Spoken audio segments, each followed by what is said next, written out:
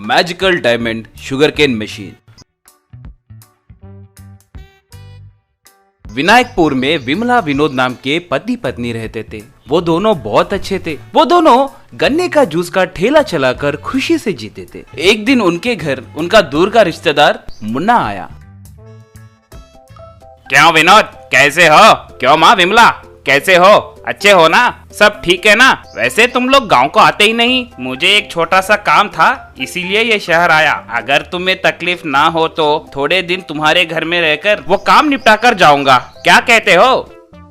अरे वो क्या बड़ी बात है, हम सब एक ही गांव के हैं ना। उतनी सहायता तो जरूर करेंगे। आपका काम पूरा होने तक हमारे घर में ही रह सकते हैं। इस शहर में होटल में रहना हो तो बहुत पैसे खर्च होते हैं, इसीलिए आप यहीं रहिए, कुछ परवाह नहीं। और तब से मुन्ना उन्हीं के घर में रहकर खाते पीते गांव में फिरने लगा और बहुत महीने बीत गए, फिर भी वो घर से निकल नहीं रहा था।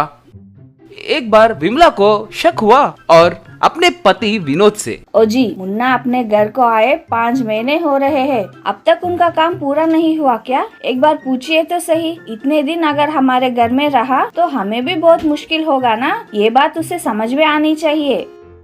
हाँ विमला, मैं उस दिन ना बोल सका और उसे रहने दिया, मगर ये इतने महीने हमारे पास ही रहेगा, मैंने ये नहीं सोच पाया। मुझे शक है कि उसे कोई काम नहीं है, सिर्फ गांव में फिरते रहना और यहाँ खाकर सो जाना, वही उसका काम है शायद।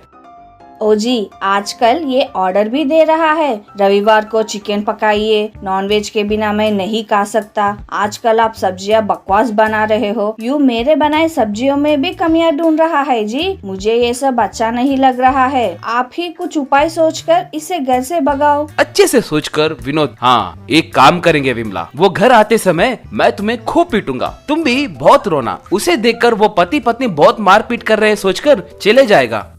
आइडिया तो बहुत अच्छा है जी, आप एक्टिंग अच्छी तरह से कीजिए, मैं भी बहुत अच्छी एक्टर हूँ। शाम को मुन्ना घर आते समय पति पत्नी दोनों खूब मारपीट करने लगे। उसे देखकर मुन्ना, अरे रे, पति पत्नी बहुत लड़ रहे हैं, इन दोनों के बीच में मैं क्या करूं? सोचकर अपना बोरी बिस्तर बांधकर वहाँ से निकल गया। उसके जाते ही विमला विनोद दोनों उछलकर नाचने लगे। अपना आइडिया सक्सेस हुआ। मैं तुम्हें मारे जैसा एक्टिंग अच्छी तरह से की है ना? मैं भी आपके हाथों बहुत पीटे जैसे अच्छी तरह से एक्टिंग की है ना? दोनों बात कर रहे थे, फिर से अपने लगेज के साथ लौट आकर मुन्ना, मैंने भी घर छोड़े जैसा बहुत अच्छी तरह से एक्टिंग की है ना, कहकर फिर से अंदर आ गया। उसे देखकर विमला विनोद दंग रह गए। उस रात विमला विनोद दोनों बहुत सोचकर मुन्ना से, विनोद, मुन्ना हम दोनों थोड़े दिन के लिए अपने गांव जाने की सोच रहे हैं, तुम भी हमारे साथ आओगे क्या? वैसे तुम अकेले यहाँ क्या करोगे?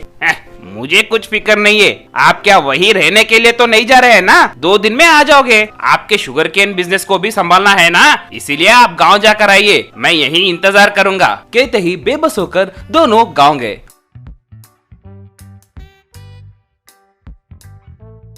और वो दोनों गांव से लौटकर आते ही उन्होंने देखा कि घर का रंग बदल गया। उनका गन्ने का जूस का रेडी मुन्ना चला रहा था। उसे देखकर आश्चर्य होकर विनोद, ये क्या मुन्ना, हमारे घर के रंग को क्यों बदले हो? हमारी रेडी को तुम क्यों चला रहे हो? क्यों रे, ये घर, गन्ने की जूस की थैली तुम्हारी है कह रहे हो? तुम दोनों ने गांव जाने के लिए पैसे नहीं है कहकर, कुछ जरूरत है कहकर ये घर और ये ठेली मुझे बेचकर चले गए हो ना? ये देखो तुम्हारे दस्तखत किए हुए पेपर्स। विनोद विमला दंग रह गए उन दस्तावेजों में अपने नाम देखकर। विमला, ये क्या मुन्ना, तुमने वो दस्तखत हमें कुछ लोन दिलवाने के लिए लिए है ना? अब घर और तेली बेचने के लिए कह रहे हो? आपने उस दिन इसे पढ़ा नहीं क्या? ओहो, आप लोग अनपढ़ हो ना? ओके ओके, अब तुरंत यहाँ से निकलो। कहते ही अब बेबस होकर विमला और विनोद दोनों रोड पर आ गए। ये क्या जी, इतना धोखा? हम पुलिस स्टेशन जाएंगे जी, वो हमें इंसाफ दिलाएंगे। सॉरी विमला, सबूत सारे उसके तरफ ही हैं। हम कुछ भी करें हमें इंसाफ नहीं मिलेगा। अब हमें फिर से जिंदगी को शुरू करना पड़ेगा। अयो, अब कैसा जी? हमारे पास गन्ने की जूस निकालने का मशीन खरीदने के लिए भी पैसे नहीं है, अब क्या करें? ठीक है, ये लीजिए, एक गहने लेकर इसे गिरवी रखकर पुराना मशीन तो भी खरीदेंगे, से ही फिर अपना जिंदगी शुरू करेंगे। विनोद ठीक है कहकर सोने को लेकर पुराना मशीन के लिए ढूंढने लगा। फिरते फिरते उसे एक पुराना शुगर केन मशीन मिला।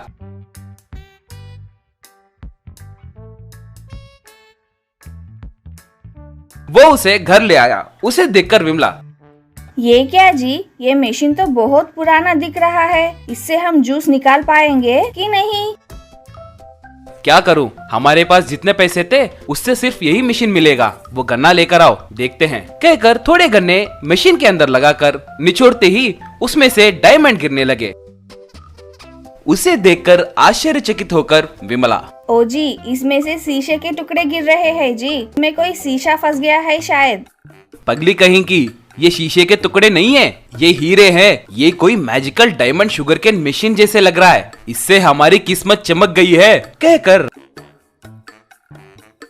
रात भर जगकर गन्नों को उस मशीन में डालकर निचोड़ते रहा और उनका घर हीरों के ढेर से भर गया। उसकी मदद से विमला विनोद दोनों शहर में एक बड़ा सा डायमंड का व्यापार शुरू किए, धनवान बन गए। एक दिन एक बड़े से कार में सीधे मुन्ना के ठेली के पास आकर रुके। उन्हें देखकर मुन्ना आश्चर्य में पड़ गया। क्यों रे विनोद, ये कार, तुम्हारे कपड़े देखे तो लग रहा है कि बहुत बड़े आदमी बन गए हो। विनोद पुलिस को बुलाकर मुन्ना को अरेस्ट करवाया। बेचारे हो सोचकर घर में आश्रय देकर खाना खिलाया तो हमें ही रोड पर लाओगे। तुम्हारे जैसे रहे तो हमारे जैसे और परिवार को तकलीफ पहुंचाओगे, इसीलिए तुम्हें जेल भेजने के लिए पूरा इंतजाम किया है मैंने। कहकर उसे अरेस्ट करवाए। विमला विनोद दोनों खुशी से magical diamond sugarcane machine से डायमंड्स को निचोड़कर उनसे व्यापार करते हुए आए पैसों से अच्छे काम करते रहे और खुशी से जीने लगे। गरीब बेटे का खिलौना। एक समय की बात है कि एक गांव में जगदेव नाम का एक मटकों का व्यापारी हुआ करता था। वो रोज मिट्टी के मटके बनाकर गांव में मटके भाई मटके यूं बेचा करता था। एक दिन जगदेव का बेटा सिद्धार्थ मटके बना रहे पिता को देखकर वहां आकर, पिताजी पिताजी मुझे भी खिलौने चाहिए पिताजी, मुझे उनके साथ खेलना है। खिलौने तो चाहिए ना, मैं दूंगा। कहकर मिट्टी से कार, जीप ऐसे खिलौनों को तैयार किया। हे, मिट्टी के खिलौने बहुत अच्छे पिताजी, सुपर, मुझे बहुत अच्छे लगे पिताजी, यूं कहकर उनके साथ खेलने लगा। इतने में साइकिल लेकर राज नाम का एक धनवान परिवार का लड़का वहां आकर उस मिट्टी के खिलौनों को ठोकर मार दिया। बस वे मिट्टी के खिलौने टूटकर मिट्टी में मिल गए। अरे अरे अरे, ये क्या, ऐसे मिट्टी बन गए हो? ये तो मिट्टी के खिलौने हैं। क्यों रे, मेरे खिलौनों को क्यों मिट्टी में मिला दिया? दिखाई नहीं देता। रे, जानते हो तुम किससे बात कर रहे हो? राज इस दुनिया का बाप हूँ मैं, याद रखो। अगर खिलौने हो तो सिर्फ मेरे पास ही रहना चाहिए, तब भी सब आकर मेरे साथ खेलेंगे ना, वरना तेरे पास आ जाएंगे। जिसके खिलौने हैं उसकी मर्जी, तुझे क्या? रे, सिर्फ सुनना और मानना तुम्हारा काम है, ज्यादा बोला तो फिर वो मटके भी तोड़ दूंगा, ध्यान रहे। ये उसे धमकाकर चले गया। इस तरह सिद्धार्थ कई बार मिट्टी के खिलौने बनाया, लेकिन राज आकर उसे तोड़ता ही रहा। लेकिन सिद्धार्थ धीरज बनाए रखा। एक बार जगदेव बीमार पड़ गया। तब सिद्धार्थ घर की जिम्मेदारी लेते हुए पिता से, पिताजी आप आराम कीजिए, मैं मटकों को बनाकर उन्हें बेचा करूंगा।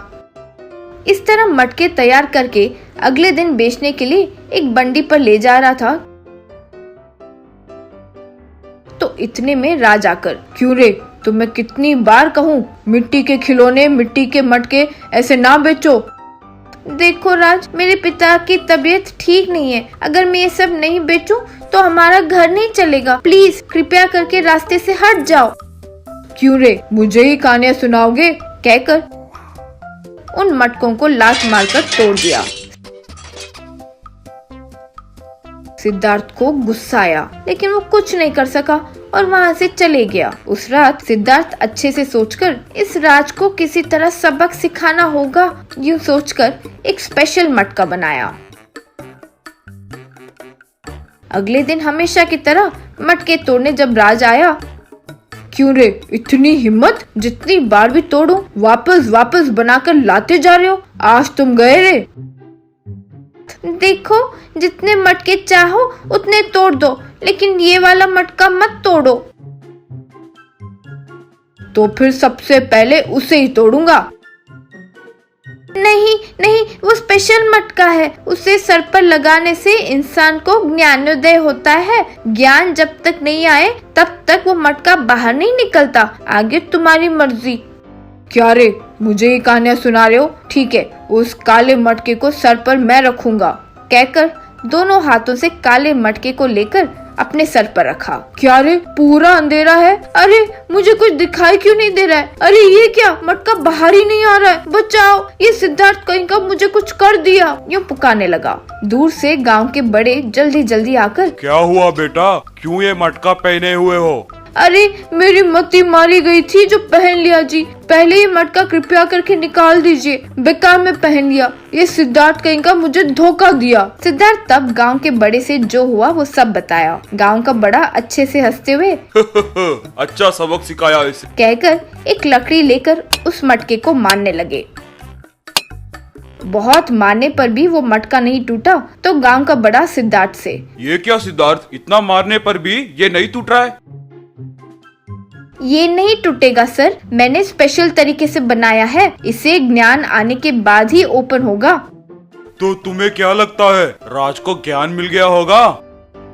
पता नहीं सर, फिर से कहीं मेरे मटके ना तोड़ दे। नहीं नहीं, मैं अब कभी नहीं मटके तोड़ूंगा। प्रॉमिस प्रॉमिस, मुझे अक्ल आ गई है। तब सिद्धार्थ ने उस मटके पर पानी डाला तो वो पिघल गया। तब से राज सिद्धार्थ के मटकों को, खिलौनों वगैरह को तोड़ना बंद कर दिया था।